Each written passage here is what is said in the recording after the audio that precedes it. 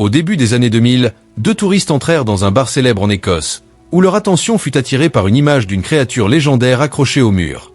La scène leur sembla étrange, et ils pensèrent que l'image n'était peut-être pas réelle. À ce moment-là, un vieil homme assis au bar les interpella, leur affirmant que l'image était bien réelle et qu'il était prêt à raconter l'histoire de cette créature légendaire s'ils avaient le temps de l'écouter. Le jeune homme et la jeune fille s'assirent pour écouter l'histoire, et le vieil homme les ramena à l'époque de la Seconde Guerre mondiale, dans les années 1940. Nous vîmes un petit garçon nommé Léo, assis sur la plage près de sa maison de campagne en Écosse, fixant l'eau et réfléchissant à l'idée de s'y aventurer. Léo avait toujours eu peur de la mer, mais ce jour-là, il décida de prendre son courage à deux mains. Il ôta ses vêtements et commença à entrer dans l'eau, jusqu'à ce qu'il plonge soudain dans les profondeurs de la mer, découvrant que tout cela n'était que le fruit de son imagination, et qu'il n'avait pas réellement pu descendre. Léo décida alors de ramasser quelques coquillages comme il aimait le faire et se dirigea vers un endroit précis, se remémorant les paroles de son père qui lui disait que cet endroit était magique et rempli de coquillages étranges et merveilleux. Soudain, Léo aperçut un œuf énorme dans l'eau. Il le prit, le plaça dans son seau et continua à marcher car il entendit sa mère l'appeler. À son arrivée à la maison, on apprit que son père n'était pas revenu depuis un certain temps car il était officier naval participant à la guerre. Léo comptait les jours, attendant le retour de son père pendant ses congés. Léo examina l'étrange œuf qu'il avait trouvé sur la plage, et lorsqu'il le nettoya, il remarqua qu'il était lumineux et beau. Mais il ne put finir de le nettoyer car sa mère l'appela à nouveau pour aller se coucher. La nuit, alors qu'une pluie torrentielle tombait, Léo ressentit un mouvement dans le perchoir de la maison. Il se précipita et découvrit que l'œuf s'était brisé et qu'une créature étrange en sortait. Léo emmena la créature dans la cuisine, lui apporta des pommes de terre et commença à la nourrir et à la cajoler. Il remarqua une blessure à l'endroit où elle était sortie de l'œuf, qu'il soigna rapidement avec un pansement, en la rassurant. « Ne t'inquiète pas, je prendrai soin de toi à partir d'aujourd'hui. » Mais sa mère l'appela soudain, et il dut retourner dans sa chambre. Le lendemain, Léo se réveilla en voyant un grand nombre de véhicules militaires devant leur maison, et fut heureux, pensant que son père était revenu. Il découvrit alors qu'il avait une sœur aînée nommée Christy. Sa mère descendit pour examiner la situation, et rencontra le commandement militaire, le commandant Martin, qui leur expliqua qu'une unité de l'armée s'installerait dans la région, les officiers dormant dans la maison et le reste des hommes sous tente à l'extérieur. Il précisa qu'ils ne puiseraient pas dans les ressources de la ville, car le conseil leur fournirait tout ce dont ils auraient besoin, et qu'ils étaient des chasseurs expérimentés. Il ajouta que l'Écosse était actuellement le front de guerre et qu'il fallait se préparer à toute attaque éventuelle. Léo décida de confier à Christy l'existence de la créature étrange, mais elle ne montra aucun intérêt. Il la laissa donc et se rendit à la bibliothèque pour explorer la nature de la créature et la manière de s'en occuper. En entrant dans le garage, il fut surpris de la voir en train de manger la chaussure de son père. Il lui apporta immédiatement de la nourriture, mais découvrit qu'un des assistants de Martin, responsable de la cuisine, était présent avec un chien de garde entraîné. Léo dut utiliser une poubelle pour nourrir la créature, qui commença à manger immédiatement. À partir de ce moment, Léo décida de l'appeler Krozo. Léo consulta un livre sur les créatures légendaires et trouva quelque chose qui ressemblait exactement à Krozo, se souvenant des paroles de son père au sujet d'une créature légendaire vivant dans le lac, que personne ne croyait sauf son père. Ensuite, Léo aspergea Krozo d'eau pour le nettoyer, tandis que le commandant Martin activait ses hommes dans la région, leur rappelant qu'ils étaient là pour protéger le pays et non pour profiter du paysage. Léo continua à jouer avec Krozo dans l'eau jusqu'à entendre du bruit à l'extérieur. Il sortit et vit les hommes de Martin avoir chassé un cerf, mais il ne supporta pas la vue et s'enfuit. La nuit, un certain Louis apparut dans le bar du village, où se trouvaient les hommes de Martin, mais il les ignora et continua à boire dans un coin. Le lendemain, la mère entra dans le garage et remarqua que Léo passait beaucoup de temps là-bas depuis plusieurs jours. Son attention fut attirée par la présence de Louis, qui lui expliqua qu'il effectuait les travaux de maintenance nécessaires. Elle lui demanda de ranger le garage et de réparer les défaillances, ajoutant qu'elle pensait que son fils cachait un animal et qu'il n'était pas autorisé à en élever, demandant de se débarrasser de tout animal présent. Quand Léo alla dans le garage, il vit Louis vider un tonneau rempli d'eau et entrer en collision avec lui. Il commença à chercher Krozo, qui passait son temps là-bas, et s'énerva contre Louis car il ramassait les affaires de son père. Louis se fâcha fortement et dit « C'est mon travail, et quand ton père reviendra, fais ce que tu veux. » Léo passa la journée entière à chercher Krozo, tandis que Martin alla parler à Louis pour en savoir plus sur lui, mais il remarqua que Louis parlait peu, ce qui le dérangea. Pendant ce temps, Krozo se promenait dans la maison sans se rendre compte de rien, quand le chien du cuisinier le poursuivit. Il eut peur et tenta de lui échapper. Par chance, le chien était attaché à une laisse et ne put pas continuer à poursuivre Krozo, mais en même temps, il détruisit complètement le four, ce qui fit que le cuisinier le punit en le mettant seul dans une pièce. Léo rentra à la maison, triste, mais il entendit sa sœur Christie crier, comprenant qu'elle avait vu Crozot. Il se précipita et trouva effectivement Crozot assis dans la baignoire. Il lui raconta tout ce qui s'était passé, comment il était sorti de l'œuf, s'étonnant de sa croissance rapide. Léo demanda à Christie de ne le dire à personne, craignant que leur mère intervienne et se débarrasse de Crozot. Pendant ce temps, la mère alla voir Louis avec quelques vieux vêtements de son mari, et fut surprise de constater qu'il n'était plus nécessaire depuis son décès dans un naufrage un an auparavant, qui avait coûté la vie à son mari et à tous ceux qui étaient à bord. Elle n'osa pas encore en parler à Léo. Avant de partir, elle remarqua de vieilles blessures sur le corps de Louis et lui demanda de réparer la salle de bain. En allant sur place, il trouva Christie et Léo, et aperçut Crozot.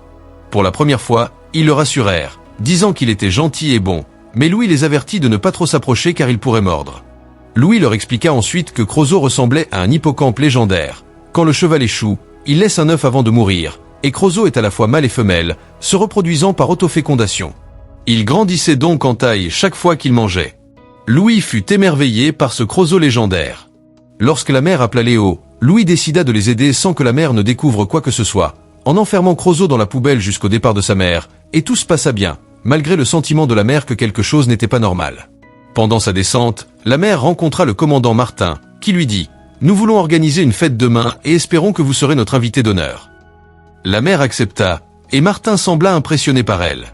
Louis essaya de convaincre Léo de jeter Crozot dans le lac, mais il refusa catégoriquement, déclarant « Le bien de Crozot ne dépend que de moi. » Le lendemain, la mère arriva à la fête vêtue de sa plus belle robe, et Martin ainsi que tous les officiers s'arrêtèrent pour lui rendre hommage, la respectant pour les avoir reçus dans sa propriété privée. Pendant ce temps, Léo jouait avec Crozot dans la baignoire et le nourrissait. Christie vint l'avertir que le cuisinier militaire et sa cuisinière dansaient ensemble.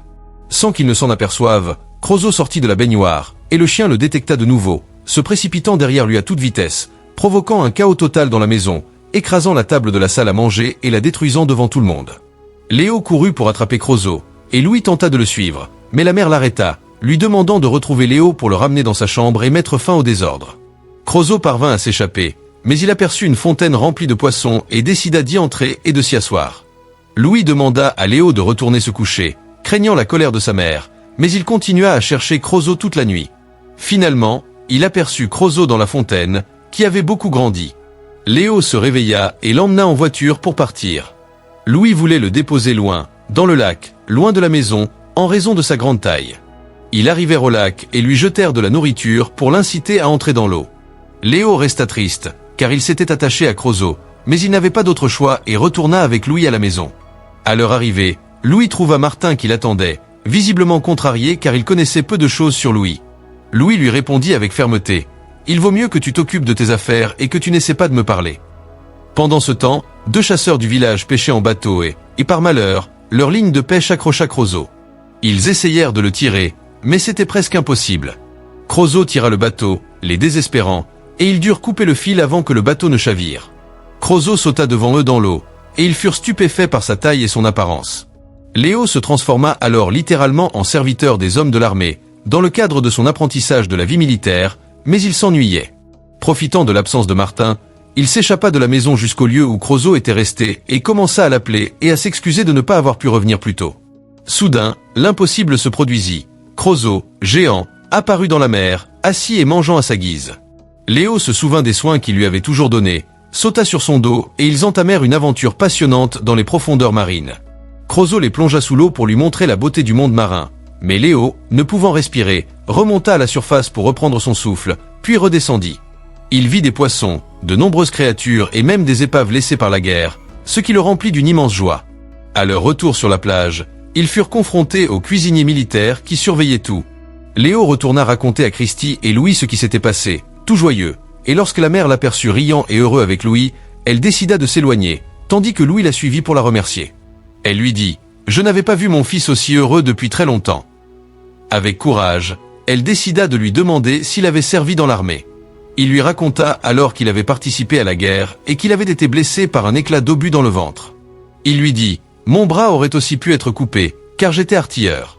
Un avion allemand nous a bombardés, et j'ai continué à tirer sur eux jusqu'à ce que je me réveille à l'hôpital. » Léo et Christie se tenaient à distance, touchés par ces paroles, tandis que Martin observait la scène. Il avait demandé à son assistant de recueillir des informations sur Louis et découvrit que celui-ci s'était enregistré comme officier superviseur et était considéré comme un héros de guerre, ayant été démobilisé avec honneur. Cela mit Martin dans une colère noire, car il sentait que son amour pour la dame qui lui plaisait pouvait lui être volé. Le soir, les deux pêcheurs se rendirent à la taverne de la ville et racontèrent à tous la créature étrange qu'ils avaient vue dans l'eau. Le lendemain, Martin décida d'emmener Léo et sa famille en voiture pour leur montrer les réalisations accomplies dans la région depuis leur arrivée, dans le seul but d'attirer l'attention de la mer. Ils arrivèrent au point où l'armée avait rassemblé les armes, et à leur grande surprise, elles étaient des canons très puissants. Léo eut peur qu'il les utilise dans l'eau et se précipita vers sa mère pour tout lui raconter et lui demander d'arrêter ce qui se passait. Mais elle ne le crut pas. Christie essaya de confirmer ses dires, mais elle ne réussit pas non plus à la convaincre. Lorsque le premier coup de canon fut tiré, Crozot eut peur, la balle passant juste à côté de lui. Les touristes, en entendant cette histoire du vieil homme, pensaient que c'était la fin des événements. Mais le vieil homme leur expliqua que Léo n'était pas resté silencieux à ce moment-là et qu'il avait rencontré des problèmes. Il criait sur Martin et ses officiers pour qu'ils cessent le feu, mais Martin se mit en colère et le réprimanda sévèrement. À ce moment-là, la mère décida qu'il devait rentrer à la maison, et Martin perdit définitivement son respect pour elle. Cependant, les deux pêcheurs ne perdirent pas d'espoir et décidèrent de fabriquer une maquette en bois ressemblant à Crozot pour le filmer et le montrer au monde. C'est cette image qui est accrochée actuellement dans la taverne. Quant à Léo, il passa ensuite 6 mois à se coucher tôt sans faire aucune activité, surtout que sa mère ne croyait ni ses paroles ni celles de Christie. Jusqu'au jour où le cuisinier militaire vit l'image de Crozot dans les journaux et confirma à ses collègues qu'il avait déjà vu la créature avec Léo. Son collègue décida alors d'emmener quelques hommes pour aller la capturer dans le lac. Louis envoya Christie pour éloigner Léo, car il avait beaucoup entendu parler de Crozot, et demanda à Léo de comprendre qu'il devait rester loin de la zone, sinon il serait en danger. Léo se dirigea vers le lac avec Crozot, l'appelant à haute voix, mais il ne répondit pas jusqu'à ce qu'il apparaisse soudainement, très agressif après avoir été touché par des tirs.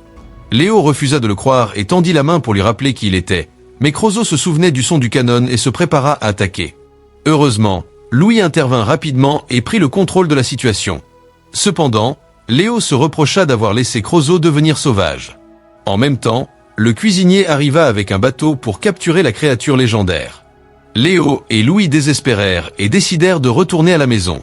Mais Léo entendit le chien du cuisinier et comprit que quelque chose se passait. Il retourna au lac et trouva Crozot énorme face au chien, ainsi qu'aux soldats qui commencèrent à tirer sur lui. Crozot essaya d'esquiver et de plonger sous l'eau, puis attaqua avec une force incroyable, renversant complètement le bateau.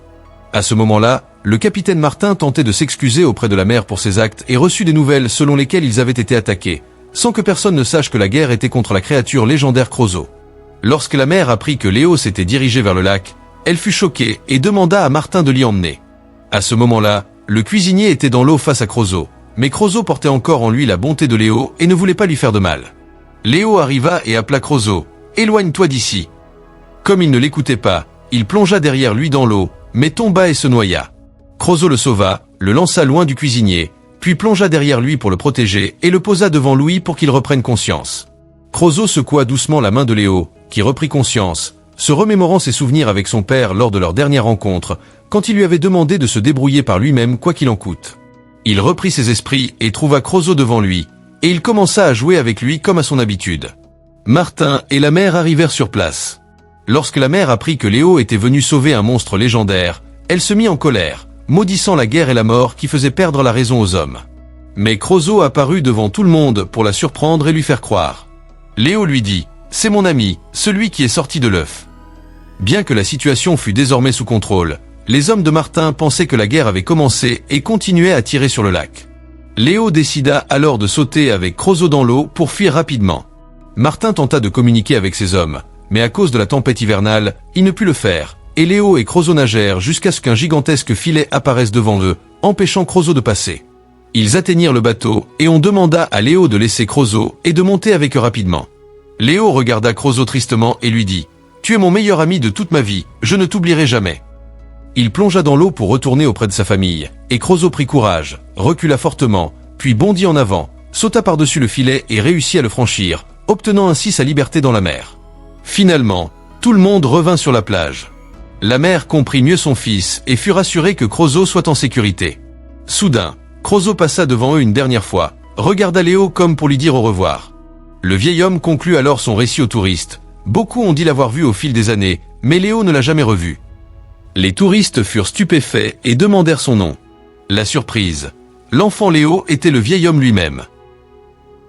Dans la même ville, on vit un petit garçon jouer sur la plage et trouver à nouveau un œuf de cheval de mer légendaire, révélant que Crozo était mort et avait laissé cet œuf pour que quelqu'un d'autre découvre et continue l'histoire. Voilà la fin, et tout était redevenu en ordre.